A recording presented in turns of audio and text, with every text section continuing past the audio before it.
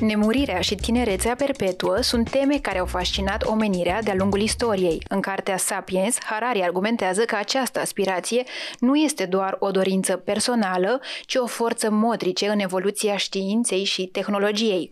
Această dorință de a depăși limita naturală a vieții a fost reflectată în căutările legendare ale elixirului vieții și în promisiunile spirituale de salvare eternă. În epoca modernă, visul nemuririi s-a transformat într-o căutare științifică cu cercetări avansate în biotehnologie, terapie genică și medicină regenerativă, care vizează prelungirea vieții și amânarea îmbătrânirii. Am considerat că cel mai în măsură să discute despre aceste subiecte este doctorul Adrian Stănescu, medic primar în gerontologie și geriatrie, cu o experiență de peste 20 de ani în primul institut de gerontologie din lume, Ana Aslan, cofondator al clinicii anti-aging Oxygen. Vă mulțumesc foarte mult pentru invitație, îmi face mare plăcere să vă cunosc și să vă răspund la întrebări. Pentru că ați făcut deja un preambul și ați vorbit atât despre tinerețe și frumusețe și ați vorbit de asemenea și de Institutul Ana Aslan, Institutul Național de Gerontologie și Geriatrie, care are peste 70 de ani deja de acum, în care într-adevăr am lucrat peste 20 de ani înainte de a fonda clinicile Oxygen. Trebuie spus că prima care a adus această direcție în cercetarea științifică a fost chiar Ana Aslan, adică Gerovitalul, care a fost inventat în 1952. Practic este prima piatră de temelie pentru acțiunea împotriva îmbătrânirii interne a organismului și care ulterior a fost continuată de predecesorii, de urmașii dânsei, dar de asemenea și de alte clinici din străinătate. Aș spune că dacă Ana Aslan s-ar fi născut în altă țară occidentală, probabil că ar fi luat premiul Nobel pentru acest lucru. Cam așa ar fi, adică ăsta ar fi primul lucru pe care noi ar trebui să-l specificăm în orice discuție despre anti-aging-ul intern sau slow aging, cum se spune acum, pentru că în realitate sau în teorie la acest moment încă discutăm despre imposibilitatea de a nu îmbătrâni, deși suntem foarte aproape de următoarea bornă, aceea în care Organizația Mondială a Sănătății și chiar FDA să accepte că bătrânețea este o boală și să accepte că există tratament pentru bătrânețe. Este un mare studiu în Statele Unite pe 1000 de persoane. Se utilizează o anumită substanță care, dacă va demonstra că încetinește îmbătrânirea și are acțiune directă asupra proceselor celulare din îmbătrânire, FDA va accepta să denumească bătrânețea ca o boală și atunci toată cercetarea se va putea duce către studiul direct asupra unor medicamente specifice. Deci este adevărată afirmația că nu timpul ne îmbătrânește, ci mai degrabă obiceiurile noastre.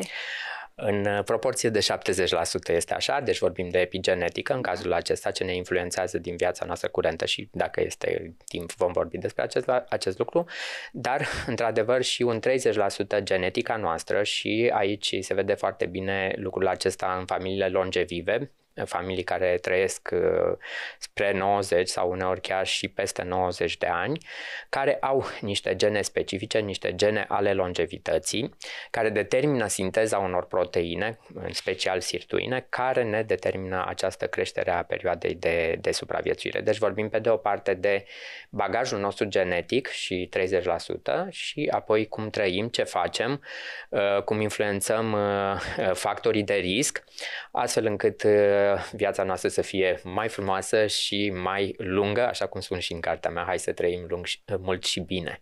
Deci, practic, acest lucru putem să-l facem. Nu există niciun impediment, chiar dacă nu avem genele longevității, putem cu siguranță să atingem 80-85 de ani dacă știm ce trebuie să facem. Are legătură și cu mentalitatea?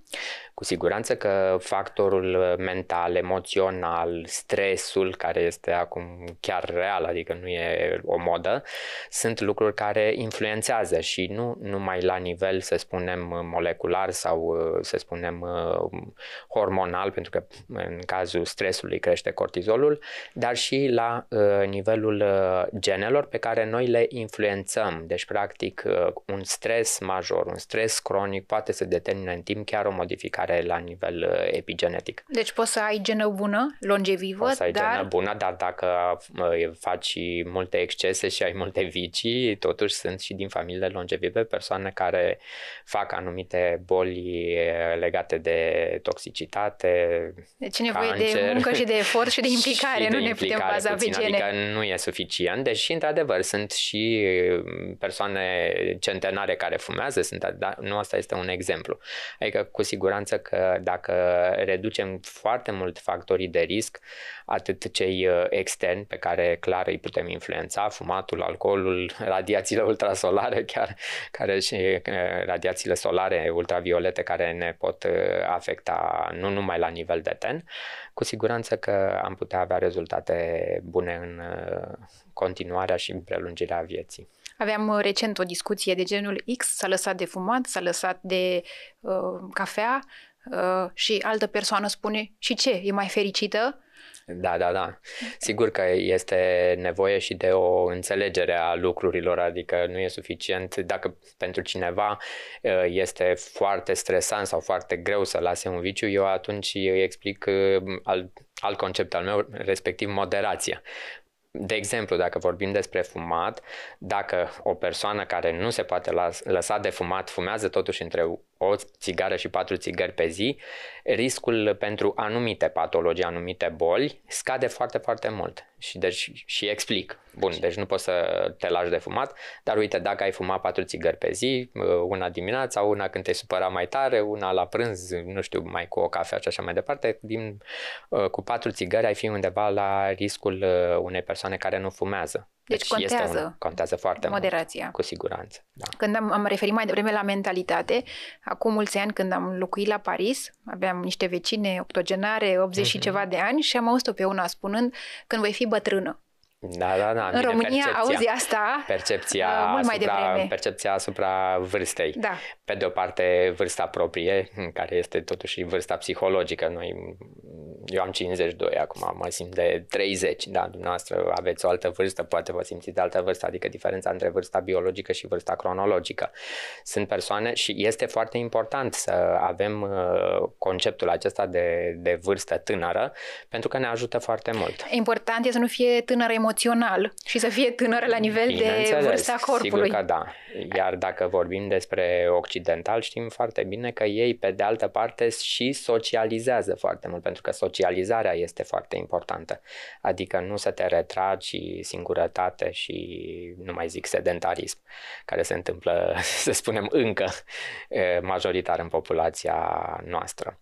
Dar, așa cum ați văzut și la Paris și în alte mari orașe, se trăiește plenar la orice vârstă, ei merg la teatru, la operă, la orice vârstă absolut, își fac planuri de vacanță pe 2-3 ani. Chiar am mers odată într-o vacanță de senior și mi s-a părut așa de interesant, erau niște octogenari care, unul din ei chiar era bolnăvior așa și nu știu, ei aveau o speranță de viață, dar ei aveau plan pe 2-3 ani unde să plece în continuare. Deci este foarte important factorul psihologic și mentalitatea, clar. Se spune că nebunul e singurul care nu se întreabă dacă e nebun și că faptul că uneori ne punem întrebări legate de sănătatea noastră mentală denotă că încă suntem sănătoși. Există vreun sistem de evaluare a sănătății cognitive? Da, sigur că da, deci asta este o altă supra-specializare a mea în deficite cognitive ușoare, adică lucrul ăsta îl poți determina încă cu 10-15 ani înainte de a se declanșa o boală de memorie. Se fac niște teste mai deosebite, mai specifice de memorie, desene, întrebări și așa mai departe și poți să spui într-o anumită proporție dacă există un risc. În momentul ăla poți să faci niște teste genetice, să vezi dacă riscul este mai mare, poți să faci o imagistică specifică pe care noi o facem în clinicile noastre, volumetria de arii corticale în colaborare cu Brain Reader din Danemarca și în felul ăsta tu poți să știi dacă peste 10-15 ani declanșezi o boală de memorie și poți sau trebuie chiar să începi să iei niște măsuri. Adică există terapii regenerative și pentru creier, neuroregenerative. Referitor la ce ați spus cu nebunul și boala psihiatrică, până la urmă există un mare psihiatru, Daniel Amen, în Statele Unite, care a și scris o carte tradusă în română, Creier sănătos, minte sănătoasă, și care ne spune clar că o persoană care are o tulburare psihiatrică își poate căuta în mod direct prin o anumită investigație, SPECT, se numește fundamentul, adică practic în Occident oamenii nu mai au teama sau rușinea de a spune că au o boală psihiatrică, pentru că se știe clar că este o boală a creierului pe care o poți trata și atunci practic se poate face după o evaluare o terapie specifică de îmbunătățire a funcționării neuronale, să spunem așa, în general. Deci nu ar mai trebui să fie nici acest stigmat al nebuniei sau al bolii, bineînțeles, nebunia e ca termen popular. Da. Deci putem să ne căutăm? Putem să ne căutăm dacă, să spunem, cineva și într-adevăr constat lucrul ăsta, ați spus dumneavoastră 20 de ani, am 25 de ani experiență în acest domeniu. Există persoane care chiar la 40-45 de ani declanșează boala de memorie, având în vedere că ea va fi plenară după 15-20 de ani. Deci persoanele care vor avea demență, cum se spunea popular înainte, la 65-70 de ani, pe la 40-45 de ani încep să uite. Asta nu înseamnă că orice persoană care uită va face boală de memorie, dar este bine, cum spune un alt profesor din Statele Unite, Dale Bredesen, să ne facem la 45 de ani o evaluare a memoriei. Se numește cognoscopie, toată lumea știe că la 50 de ani, mai ales dacă ai avut niște factori de risc, e bine să faci o colonoscopie. Așa este și în partea asta a cogniției. Dacă vrei să fii foarte vigilent și vigil toată viața, la 45 de ani îți faci o primă evaluare, este un punct de la care pornești și eventual, în funcție de ce îți spune un specialist, faci evaluare la 1 an, la 3 ani și așa mai departe până când vezi ce se întâmplă. Dacă sunt lucruri obiectivabile, reale, bineînțeles că se pot începe diferite terapii, suplimente alimentare chiar la început, unele terapii cum este stimularea magnetică transcraniană pe care noi o facem de 5 ani de zile în clinicile noastre și care face o neuroplasticitate, da? Care acum iar e la modă. Da? A scris și profesorul Leon Denei o carte, Neuroplasticitatea, care ne arată nouă cum neuronii ăștia care rămân, dacă îi conectăm bine între ei, putem funcționa până la adânci bătrâneți și avem cazurile acestea de centenari ai noștri cunoscuți care au depășit 100 de ani, Juvara, Vălăceanu Stolnici, Șora și așa mai departe, care erau foarte bine din punct de vedere cognitiv, deși cu toții cu siguranță aveau afectarea volumetrică a creierului, pentru că creierul scade în volum cu 30%, la 85 de ani avem sub 70% din masa de creier pe care o avem la tinerețe, dar dacă noi conectăm foarte bine acești neuroni, putem fi foarte funcționali. Deci nu mai este termenul acela care era de atrofie corticală echivalent Alzheimer, nu mai este utilizat și nu mai este consacrat. Îmi place că pe lângă informația de calitate furnizați optimism. Cu și cred că avem nevoie. Deci eu sunt convins și asta a fost motivul în care, știți, legenda personală, da? Deci legenda personală, cum spune și Paulo Coelho în Alchimistul, care ar trebui să ne călăuzească puțin de pe la adolescență. Mie mi-a spus mereu că trebuie să fac ceva pentru oameni, să fac ceva bun și felul ăsta m-am gândit cum aș putea să ajut oamenii și din acest motiv am ajuns la medicină și după aceea mai târziu m-am dus spre regenerare și spre prevenție, pentru că sunt convins că, asta era ideea, sunt convins că dacă acționăm din timp, lucrurile merg foarte bine. Bineînțeles, sunt foarte mulți parametri de urmărit, inclusiv acest risc oncogen care îl avem cu toți, adică există un bagaj, o cantitate de celule canceroase în fiecare dintre noi, care la un moment dat poate să o ia razna din diferite motive, imunitare sau stres și așa mai departe. Și dacă noi urmărim toți acești parametri, uneori anual, uneori la 6 luni, în funcție dacă există și alte patologii, noi putem să trăim o lungă perioadă de timp într-o stare de sănătate, ceea ce spune acum Organizația Mondială a Sănătății, optimal health. Dar nu mai spunem optimal aging, ci optimal health. Adică toată viața să fim pe picioare, să fim cu mintea limpede și să fim foarte, foarte funcționali din toate punctele de vedere și acest lucru este posibil. Deci putem să depășim și afecțiunile oncologice, să le prevenim. Cu că le prevenim, da, în condițiile în care ceea ce facem noi în această evaluare anti-aging internă sau gerontologie, practic noi luăm o persoană care vine la noi la 40 de ani și o evaluăm inclusiv riscul oncologic, adică se pot face marcări tumorali din sânge care ți spun cu 1 an, 2 ani înainte de a face o tumoră și poți să acționezi din timp. În momentul în care apare cea mai mică tumoră pe care o poți vedea pe o imagistică de foarte bună calitate, poți să intervii printr-o operație, printr-o excizie, acel așa numit cancer in situ și să nu mai evolueze spre cancer cu metastaze. Sunt foarte mulți oameni și asta e un lucru care se face de mult timp în Occident. Am avut pacienți din Statele Unite care aveau 2-3 cancere tratate, vindecate, ajunseseră la 80 de ani și avuseseră cancer la 40, la 60 de ani, diferite tipuri de cancere pe care le-au operat foarte la incipiența lor și au supraviețuit, au mers mai departe fără să facă chimio și radioterapie, care sunt totuși destul de toxice. Deci dacă simțiți în interiorul vostru că nu ați găsit medicul, mentorul potrivit, căutați. Am în general în drum oamenii să caute până ajung la acel om cu care se simt acasă și pot explora. Și vă spun ceva din experiența personală, pentru că mă fascinează mult aceste subiecte despre care domnul doctor vorbește.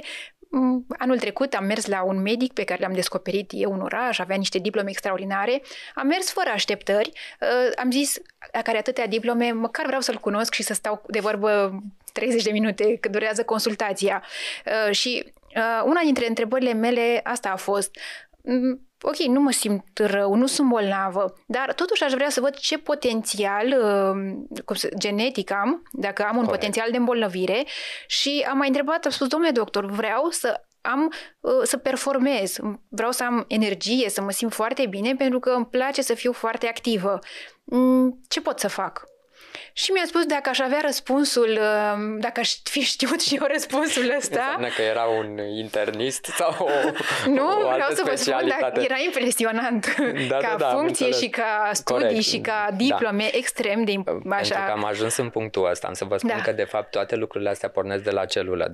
Și asta într-adevăr e un lucru care nu-l fac toți medicii. Poate să zicem cineva care are specialitate biologie moleculară dar acest anti-aging intern se referă la a acționa la nivel celular și merge pe acest principiu foarte simplu. Noi suntem suma tuturor celulelor. Dacă am face ca fiecare celulă din corpul nostru să funcționeze foarte bine și organismul ca o sumă a tuturor celulelor va funcționa foarte bine și asta este ceea ce facem noi în anti-aging-ul intern. Da? Deci, practic, noi facem niște analize specifice strict pe anti-aging intern, deci care nu le fac alți medici, de aceea este posibil și sunt mulți medici care nu știu ce facem noi, da? Deci este o supra-specializare după specializare, ceea ce facem noi. Și atunci am mulți pacienți medici care vin, vreau și eu să înțeleg și să aflu ce este acest anti-aging intern, adică nu se învață în facultate, adică sunt lucruri care se relevă ulterior prin supra-specializări. Și practic, într-adevăr, putem face ceea ce spuneți dumneavoastră, 35-40 de ani, vin la noi persoane care sunt interesate și la 30-35 de ani, pentru că bătrânețea, să zicem, devine mai vizibilă, la 35-40 de ani apar primele riduri, primele fire de păr, dar bătrânețea începe încă înainte de a ne naște, când procesul de ateroscleroză are loc începând de la vârsta de 3-6 luni la făt, deci s-a dovedit acest lucru că ateroscleroza e un proces care afectarea vaselor care sunt de fapt baza, placa turnantă, cum spun eu în carte, fragilizarea vasculară este placa turnantă a îmbătrânirii și a exitusului în final. Deci, important este că putem să fim mai tineri la 40 de ani decât la 20 de ani. Da, și acest lucru noi îl și demonstrăm. Adică o persoană care vine și face terapii regenerative, face o analiză care se numește vârsta vaselor sau vârsta biologică, da? Este diferită de vârsta cronologică. Vârsta cronologică este ce avem în buletin. Vârsta biologică pe care noi o determinăm cu vârsta vaselor se face printr-o simplă măsurare, adică aparent simplă măsurare a presiunilor la nivelul vaselor centrale al aortei și adunată cu alți parametri îți determină această vârstă a vaselor, vârstă biologică, adică vârsta reală a organismului tău. Și avem această surpriză, persoane de 40 de ani care au o vârstă biologică 60 de ani, persoane de 50 de ani care au o vârstă biologică 40 de ani. Da? Deci există o diferență între ceea ce avem în buletin și ceea ce se întâmplă în organismul nostru. Și cunoaștem atâtea cazuri de persoane care, din păcate, au decedat la 50 de ani și tu n-aveai, dar era așa de bine, s-a culcat și nu s-a mai trezit. Oare de ce?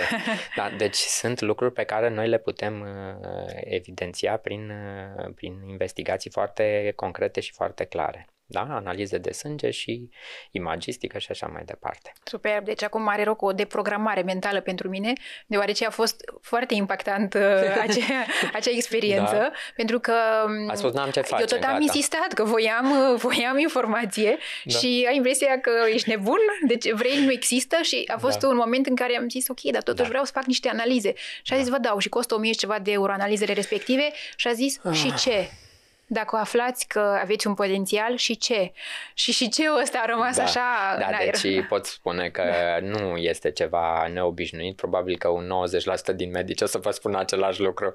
Deci este o supraspecializare în care trebuie să, pe de-o parte, să cercetezi mult, dar să fii și deschis la unele lucruri. Pentru că, de exemplu, unele terapii, cum ar fi terapia sistemică cu oxigenozon, ozonoterapia, care deja este destul de, să zicem, la mod acum, mai există un atestat pe care îl urmează medicii care fac această specialitate.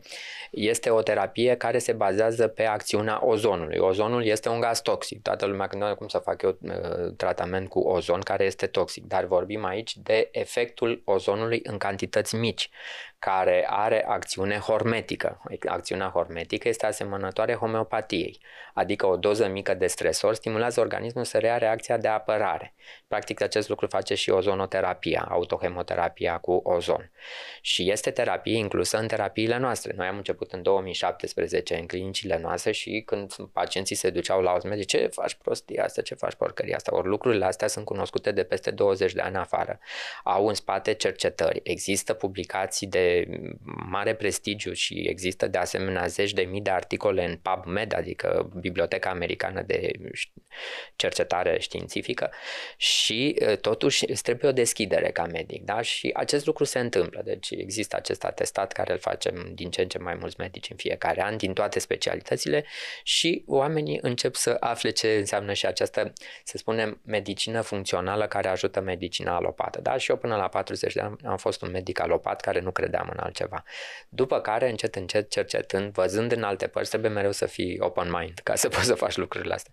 Și vezi și rezultatele, cum vă spuneam, adică după ce facem un protocol, o terapie completă, noi putem face analize specifice pentru îmbătrânire și vedem îmbunătățirea acestor parametri, adică pacientul efectiv întinerește la nivel celular. Da? Nu mai vorbim de felul în care se simte omul, dar cum vă spuneam, eu fac această terapie cu ozon de 7 ani de zile și este simplă pentru că ulterior rămâi cu o procedură pe lună. Și în felul ăsta eu mențin un semnal la nivelul ADN-ului meu să-l întineresc. Asta face practic ozonul. Deci sunt lucruri pe care le poate face absolut oricine să-și mențină tinerețea. Deci nu, ceea ce v-a spus domnul doctor sună foarte bine. A fost. Ce măsuri preventive ar trebui să luăm acum pentru a nu îmbătrâni? Sunt diverse. În primul rând aș vorbi despre factorii de risc vasculari, care sunt cumva la îndemâna noastră.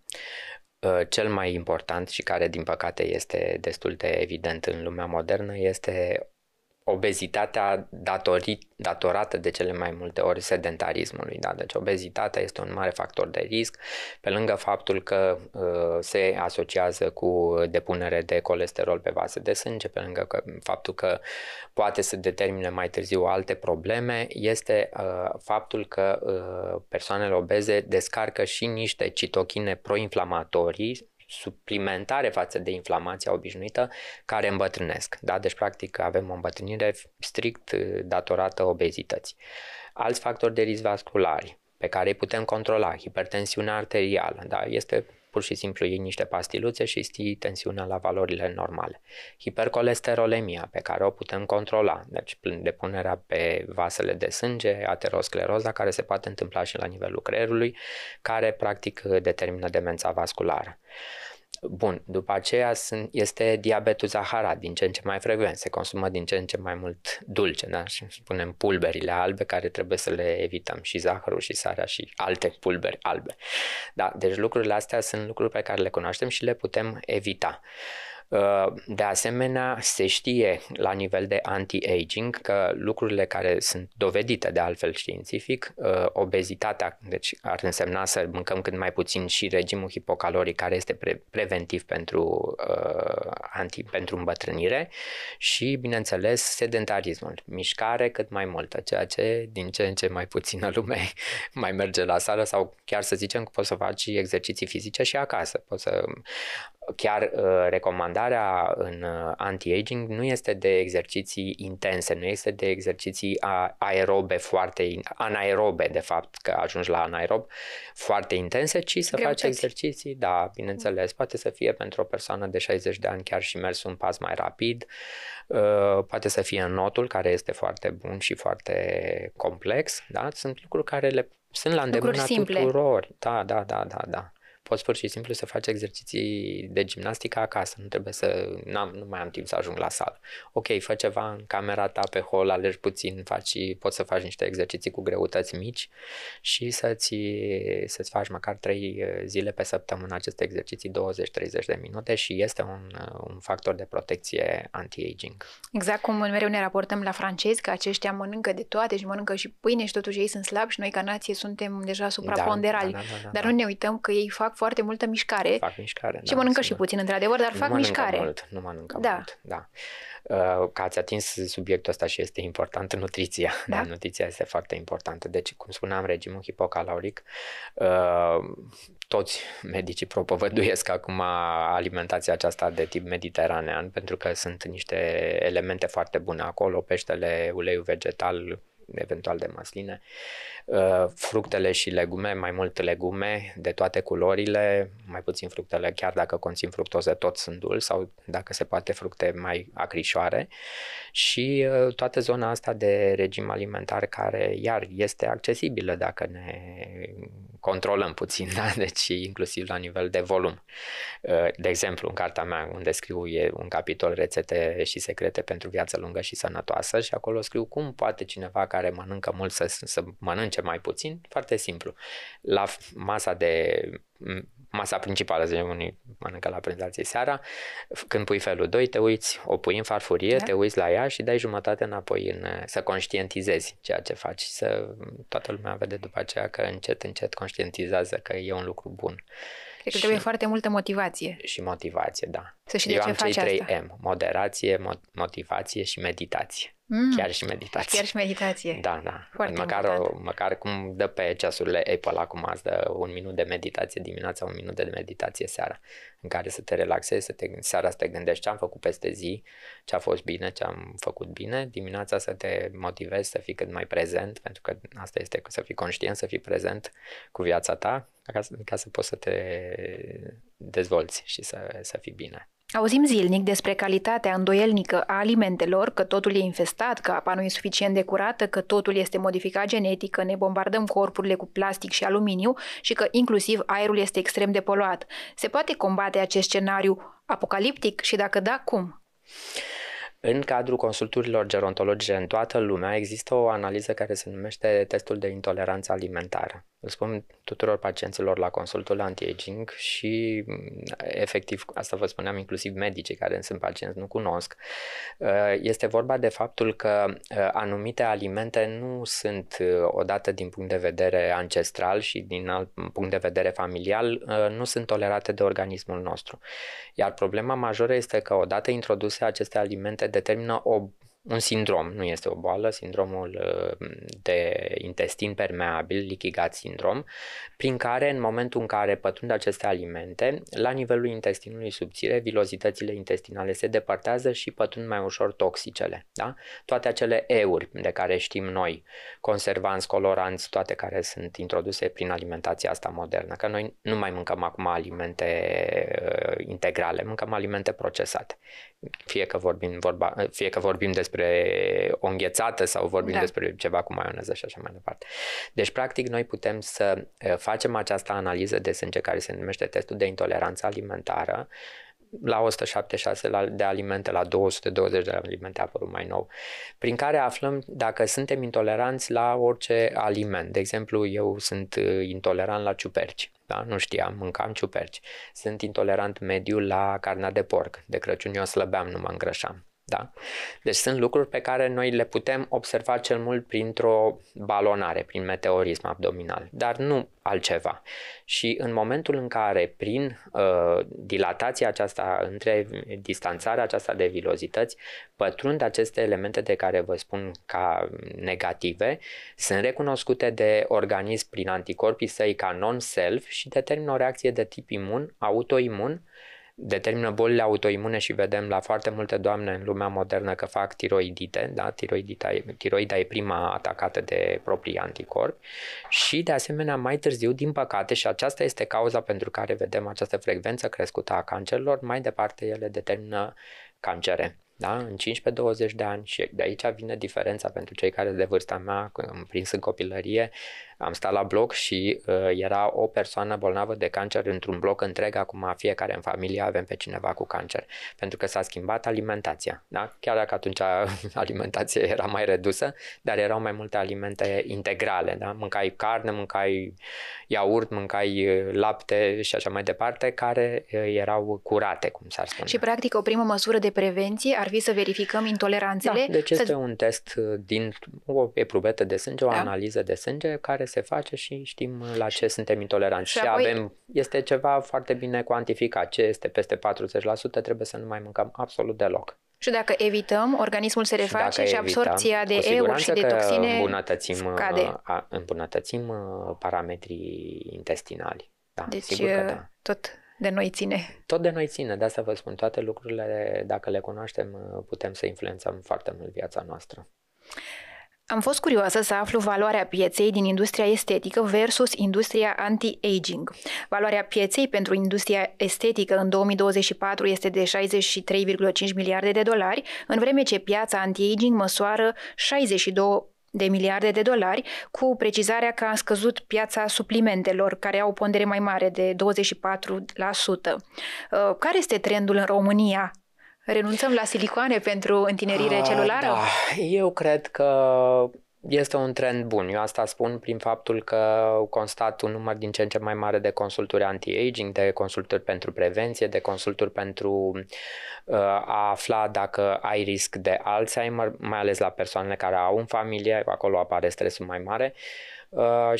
Dar astea merg în paralel cu accentuarea îmbătrânirii, cu accentuarea riscului de Alzheimer. Dacă acum 20 de ani aveam un pacient cu Alzheimer la între 50 și 55 de ani pe lună, acum am probabil 2 pacienți pe săptămână. Deci un număr mult mai mare de pacienți cu afecțiune cognitivă.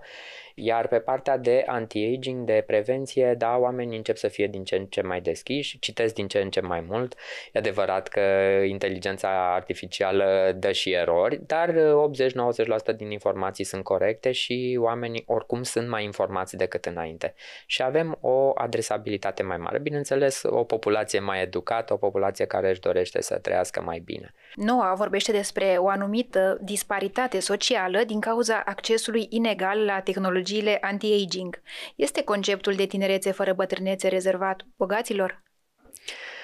Depinde la ce nivel ne referim. Dacă ne referim la ce fac Altos Labs în America, este acolo, sunt niște laboratoare cumva susținute de Jeff Bezos de la Amazon și unde a adus cei mai buni gerontologi și geneticieni din lume, chiar laureați de premiul Nobel, pentru a cerceta mecanismele celulare ale îmbătrânirii.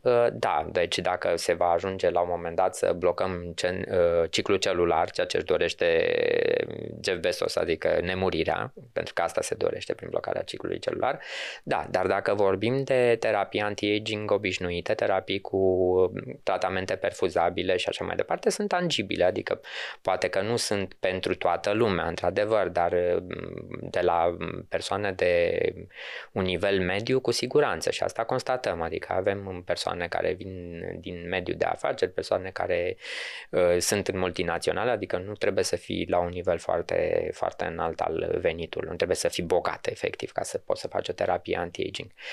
Plus că după ce faci, să spunem, o terapie de inițiere, așa cum v-am povestit de ozonoterapie, rămâi în anumite lucruri cu o procedură pe lună, poate uneori o procedură pe săptămână, o perioadă de timp, dar la momentul acela întreținerea nu mai este atât de scumpă. Deci, practic, o poți realiza și mai ales așa cum fac toți reclama, dacă n-ai mai fumat, dacă n-ai mai așa, ai avea bani și Deci, cu siguranță că s-ar putea face lucrurile astea.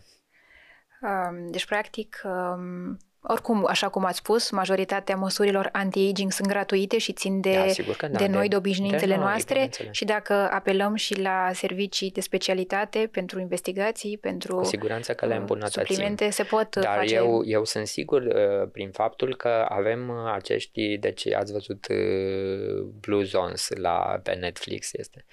Și acolo sunt centenari, super centenari, cei care depășesc 110 ani, care nu au avut bani, care nu au avut niciun fel de posibilități, dar au fost într-o marjă de viață sănătoasă.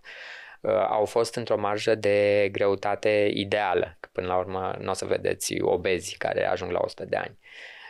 Și într-o marjă de viață împlinită familial, emoțional și practic nu au avut, să zicem, resursele de a face niște terapii. E adevărat că au avut probabil, sau cei mai mulți dintre ei cu siguranță au avut genele longevității și asta este un lucru important pentru că au avut proteinele proprii de prevenție a îmbătrânirii. Dar cu siguranță că un stil de viață sănătos, așa cum vă spuneam la început, poate să te ducă fără probleme la 80-85 de ani, fără mari reparații. Deci este un lucru care se poate face chiar și fără mulți bani. Sună foarte bine, deci înțeleg că echilibrul este cheia, să ne găsim propriul echilibru. Propriul echilibru atât din punct de vedere emoțional, psihic, fizic, din toate punctele de vedere trebuie să fim undeva pe la mijloc, niciodată nici în excese, nici într-o exagerare de reținere, că nici asta nu este bună. Te frustrează și nu-ți face bine, dar mereu să fii pe undeva pe la mijloc. Pe la mijloc. O cale de mijloc e cea mai bună. O cale de mijloc este cea mai bună. Pentru că am vorbit de echilibru, există vreun subiect de dezvoltare personală care vă preocupă în prezent? Dezvoltare personală la modul că sunt deschis la partea de echilibru emoțional și echilibru cognitiv. Avem și noi psihologi, avem psihiatri, deci colaborăm astfel încât echilibrul mental să meargă în paralel cu acest echilibru legat de terapiile noastre. Da, sigur că este important, nu avem, să spunem așa, ceva deosebit, dar avem, de exemplu, în clinică și neurofeedback-ul, care ajută foarte mult să te autoregleze, este un antrenament al minții, deci practic tu singur te poți autoregla. Și, bineînțeles, celelalte terapii, stimularea magnetică transcraniană care reface circuite neuronale. Deci facem multe lucruri din domeniul ăsta de avangardă, să spunem. Deci îi ajutați, îi susțineți pe în fiecare aspect al vieții, emoțional, mental? Da, absolut. Și deci așa trebuie privit global. Plan fizic. Sigur că da. Deci acțiunea este globală pe toate planurile. Mulțumesc tare mult! Cu multă plăcere și vă mulțumesc și eu pentru invitație. A trecut atât de repede timpul. Am un dar pentru dumneavoastră. Brandul Taylor susține podcastul White, care este un produs cultural. Vă rog să primiți acest cadou și să vă facă plăcere. Da, sigur. Da.